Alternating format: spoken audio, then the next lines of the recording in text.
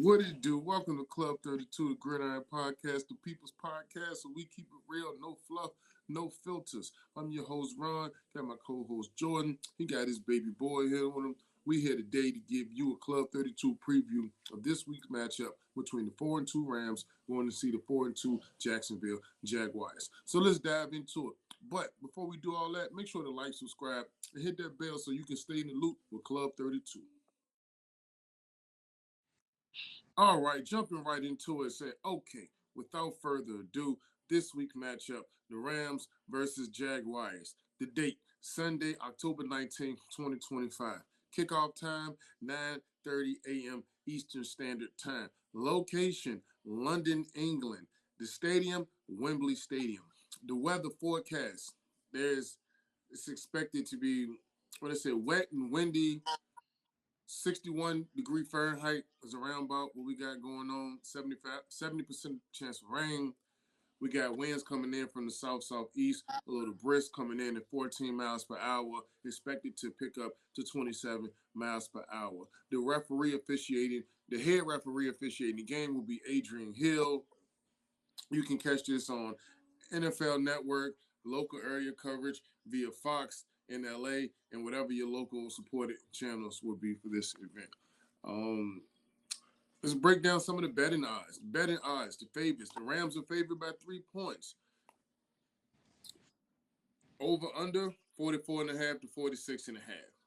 A few popular parlay picks for y'all that's out there looking for some parlays to pick up on. Got Devontae Adams, anytime touchdown score. Brian Thomas Jr., over 68.5 receiving yards. Kyron Williams, over 16.5 rushing attempts.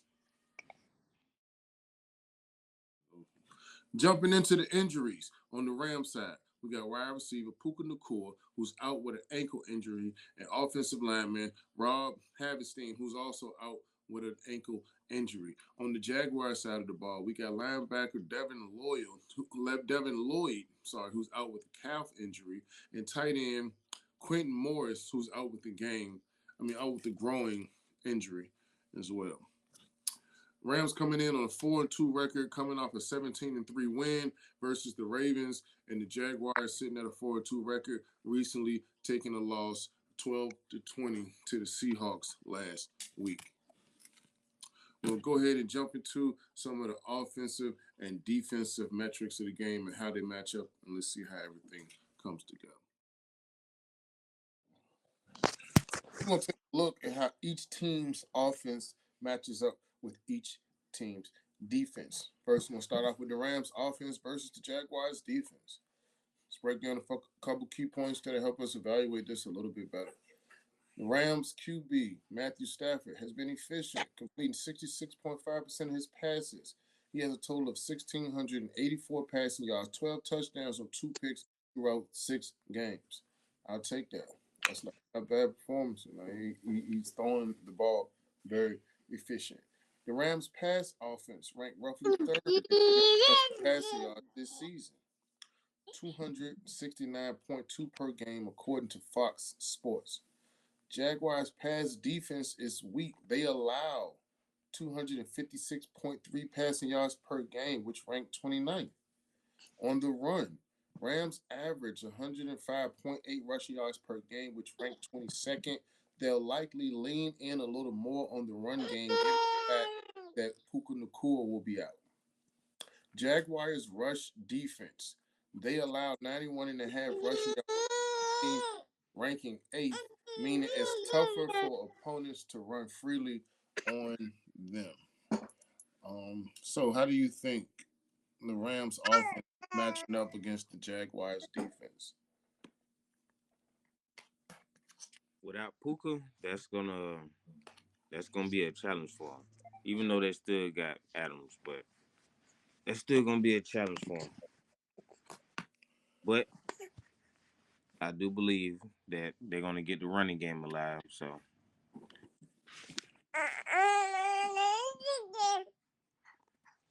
They definitely gonna have to rely on Kyron a little bit more, but they should be able to because they'll be able to pass efficiently. Like I said, they roughly ranking 3rd in passing yards versus Jaguars, whose defense is ranked 29th. against defending that metric. Mm-hmm. That's 3 on 29. That's a huge disparity. That's on the opposite ends of it. That's true. But I guarantee you that 3 also included Puka Nacua. Oh no, for sure. I mean, he's definitely a part of it. But I So mean, the fall off ain't gonna be that bad because I mean, he still got somebody throwing him the ball. yeah, that's true. But see, I would say if I was the Jaguars and I was the defensive coordinator, and I knew that I was playing up against the Rams with a healthy Puka and a healthy Devontae, Mm-hmm. I would trust one cornerback or one safety on Devontae and double Puka. But now that Puka's not here, I can double Devontae and leave that other safety or corner 1-on-1 with whoever the next person coming up after them is. So Jaguars defense might do a little something. Now, will they be able to stop them the whole game? That's the big question.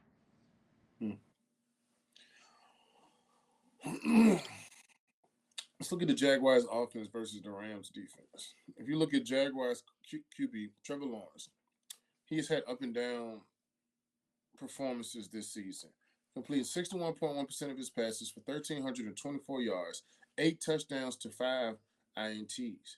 Jaguars' average rush yards are about 124 per game, rank 11 in the league. They have a serviceable ground game. If they can lean on that, that might can help them become more efficient in the past. But we have to look at some of these things about the Rams defense. Like, okay, their pass defense allows 199 passing yards per game, which ranked ninth in the NFL. Will push them right in the middle of the pack. The key window here is really that the Jaguars would try to run effectively and challenge the Rams secondary off of play action. The Rams can pressure Lawrence, because he was sacked 7 times last week, which could tilt things into their favor. He has thrown 5 picks in 6 games. I mean, he was sacked 7 times last week. The Rams defense will have to be one of the defining factors that will have to definitely step up to make this game more serviceable in their favor and not put as much pressure on Stafford to have to throw as much. Oh yeah, Jerry Verse. Mm-hmm. Hey, I know how you like the Yeah, carrier.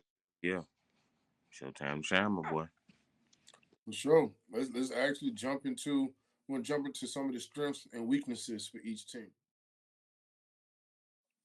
All right, jumping into some strengths and weaknesses for each team. We're gonna start with the Rams, then we'll jump into the Jaguars. Let's get it. Looking at some of the Rams' strengths: elite passing offense and experienced QB and Stafford. Strong passing defense, allowing 199 yards per game, which is top 10. Good neutral environment performances so far. They're 3-1 in away games. Their weakness: losing Puka Nacua could be a big blow to the receiving game.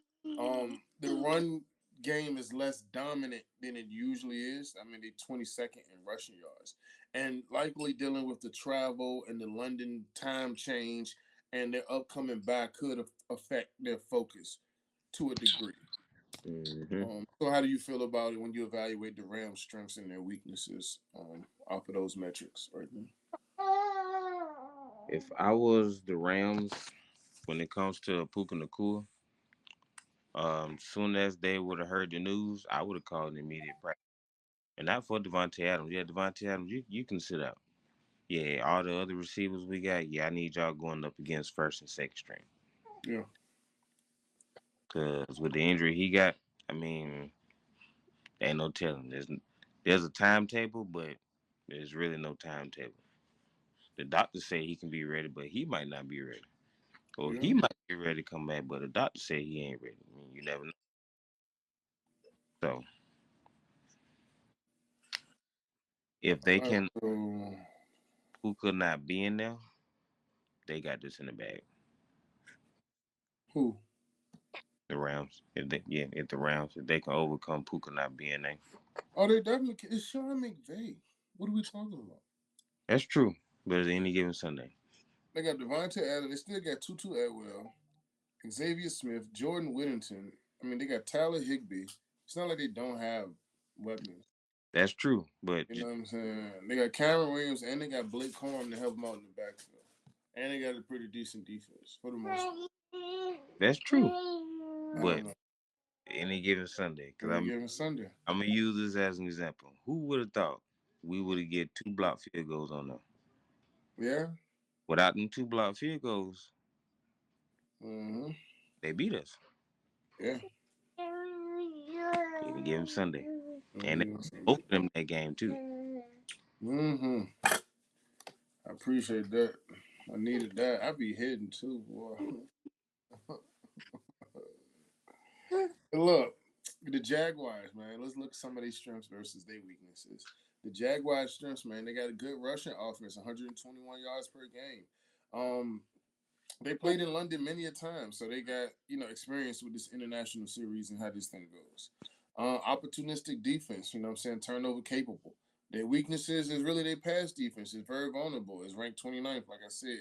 QB has been kind of inconsistent. 5 interceptions in the last 6 games. And a lot of the recent penalty and execution issues, as far as the offensive line and protection, have been factors that have affected them as well.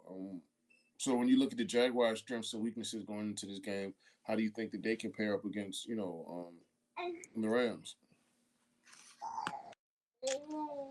Woo.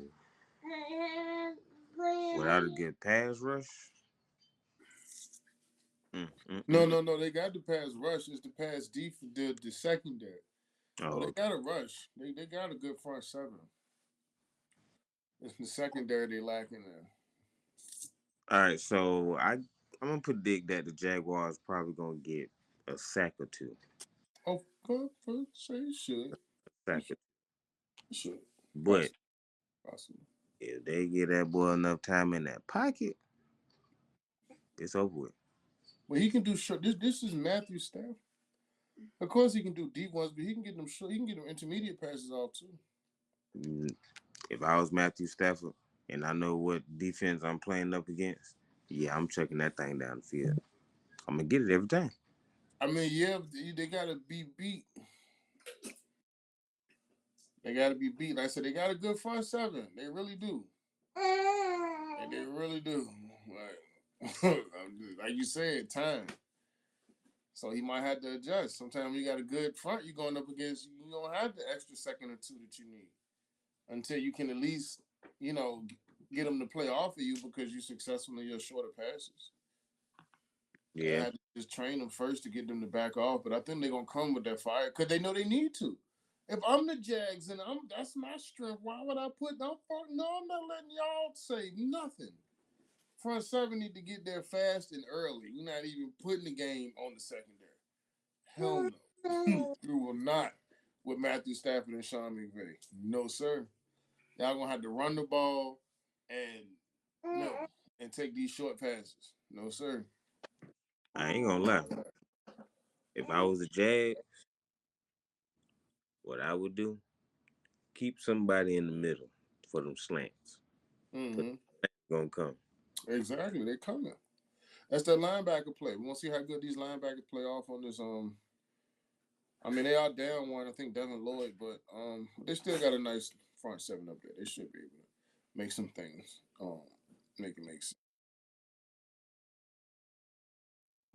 Let's look at some of these key matchups and advantages right quick. When you look at like we were just saying, the Rams offensive line versus the Jaguars front. The Rams, like I said, must protect Stafford.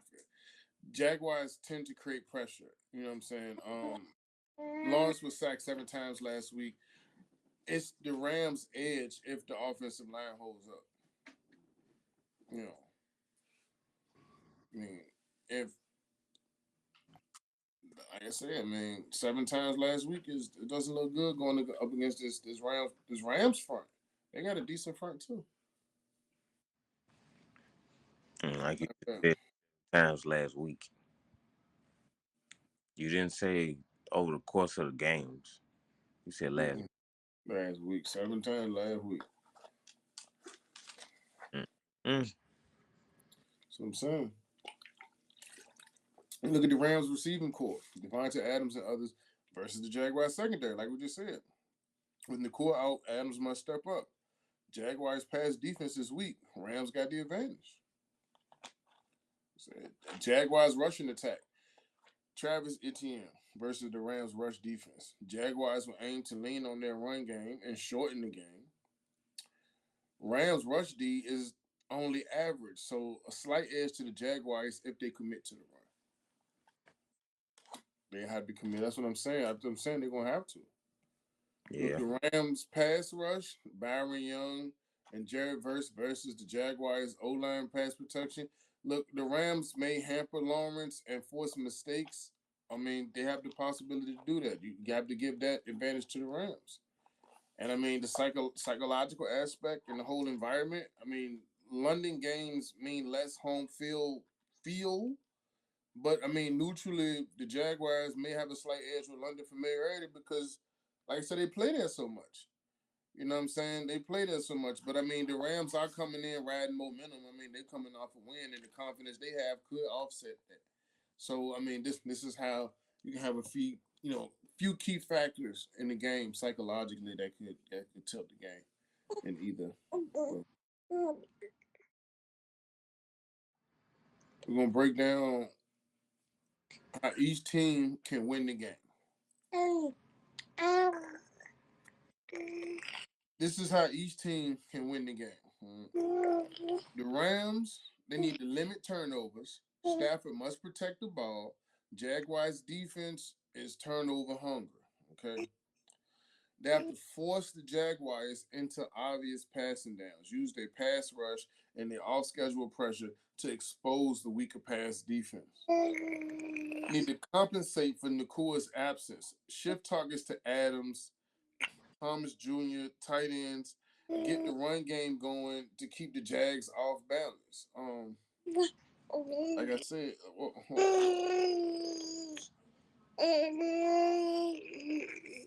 they need to compensate for Nacua's absence. Shift targets to like Adams, Tyler Higbee, Tutu Atwell. Use a couple of the other weapons that they have. They have to get the run game going to keep the Jags off of balance. And that's what I'm saying. Are you going to have to put a little more effort into Cameron Williams? But they can do that. I mean, you can't run as freely on the Jags, but there is room for it depending on how they scheme it up. And they just got to stay efficient early.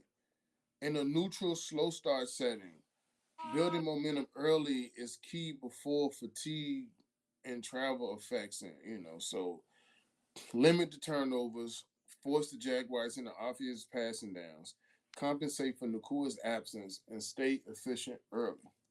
That's what the Rams will need to do to win the game. What do you think, or would you like to add to what do you think the Rams need to do to win the game? I mean, I would say stay locked in until last quarter. Mm-hmm. Don't just win the first two quarters and get ahead of you. Then But outside of that, defense, get Trevor Lawrence, like you just said, 7 times last week. Mm-hmm. And like that's been 7 times over the course of the games, or 7 times last week. Last week. If I was, boy, if I was Trevor Lawrence, I got sacked that many times. When we get in the locker room, I'm slapping all my offensive linemen 7 times. A slap for a sack. That's crazy. I'll put that on Yeah. my. I get sacked, you get slapped. I have to look and see how many of that was actually on him.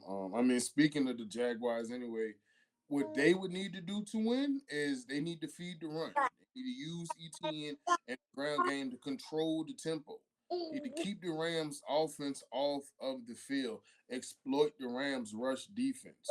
They need to avoid big passing breakdowns. Their pass defense is shaky, so they need to keep the Rams drives short. They need to improve protection for Lawrence. He's been under pressure often and has thrown 5 interceptions. If the Rams' pressure gets home, then the Jags might be in trouble.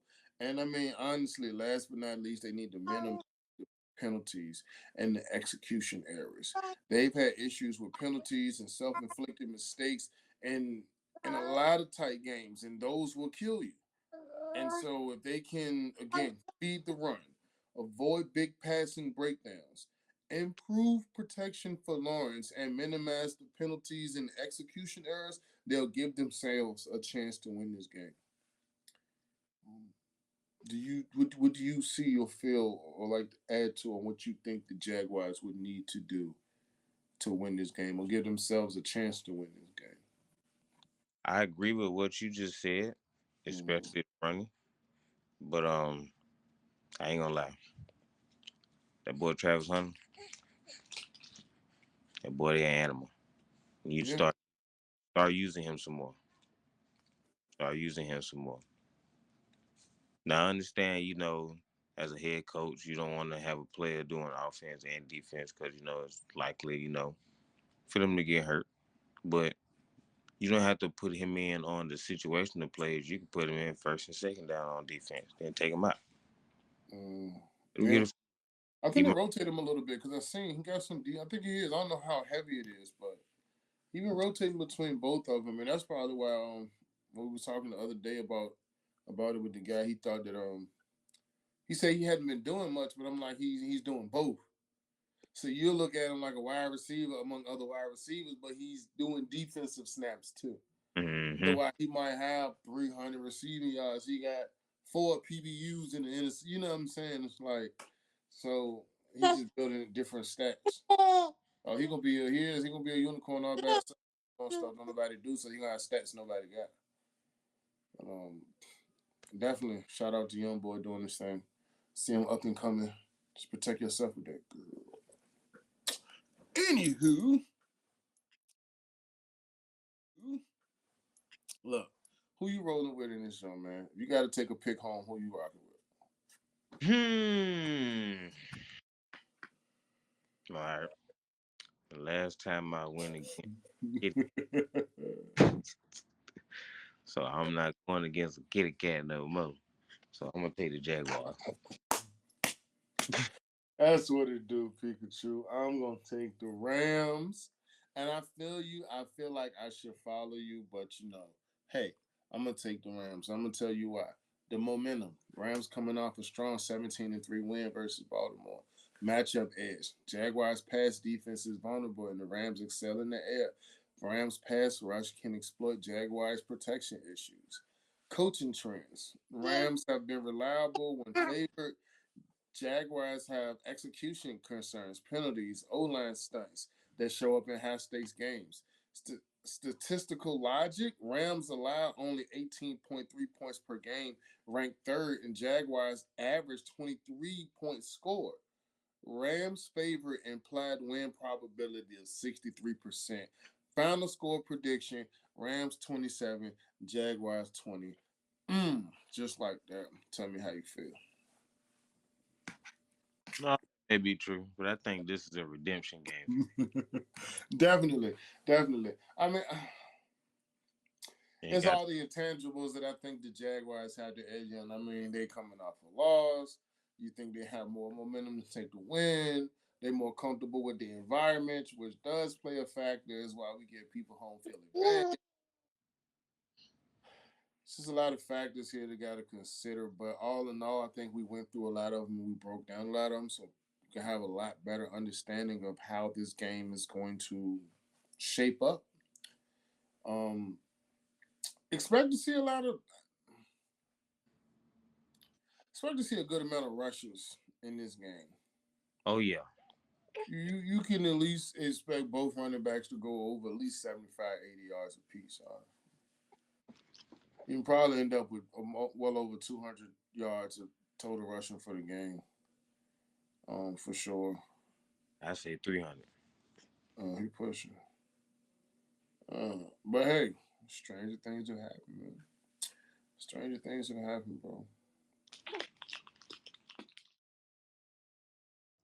Hey, look. Hey, look. Hey, the kitty cats, man. Look, I said beware the cats. I said rumble in the jungle. Watch out, young man, rumble, young man, rumble. I said, but you know,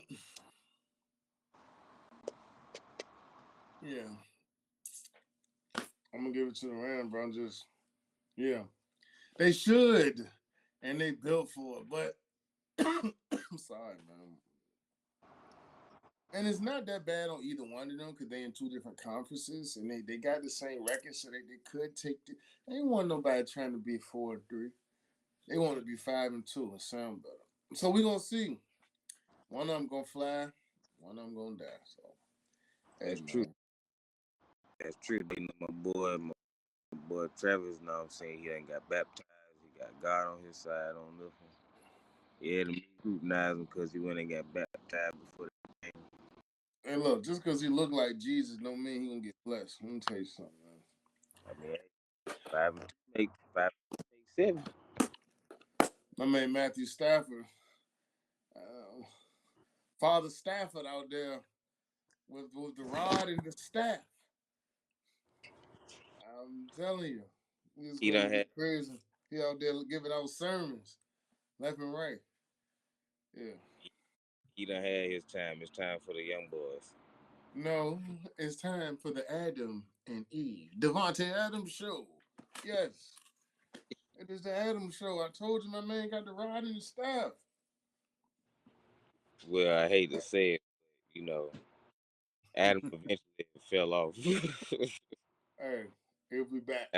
After listening to Eve, Eve had that long hair. Now I'm saying, Yeah, hey, exactly. Eve, Like trouble. Exactly. Don't listen to that. and It's gonna be a good one. I think it's gonna shape up to be another. Cause a lot of people really don't understand that the Jags are better than what they are, or what they would think they are for what you would just think about the Jaguars. Like they play pretty decent football. They got some mistakes to clean up for sure, but yeah, we're gonna see, man. You picking the Jags, picking the Rams. We'll see how everything turn out, man. But look, man. Anything you want to say to the people before we get out of there? hey man, make sure y'all like, follow us, subscribe to the channels, man, so y'all can stay updated on everything we doing. Y'all Mm, don't hey, forget, if you want to join us, just ask us. 9 times out of 10, we'll probably tell you yeah. We yeah. ain't gonna tell you Unless your breath stink. I don't like that. no. Yeah, Brush your teeth before you talk to me. Even if it's online, I can smell it through your connection. I don't like that. No. don't Brush break. your morning. But anyway, we want to thank you for coming through and hanging out with Club 32. If you want to get on the show, just email us at club32gp@gmail.com. Subject line Club 32 guests. Make sure to follow at Club 32GP on all social platforms: Instagram, Twitter, TikTok, YouTube. We own it. We got more coming, and when they do, you'll be the first to know where we at. Just stay connected with the club for all your NFL breakdown and for your chance to be a guest on the show and represent your squad the way that they're meant to be represented. Until next time, it's been real, and good luck with your team because we're going to talk about them too. Appreciate you. Be safe. And we out.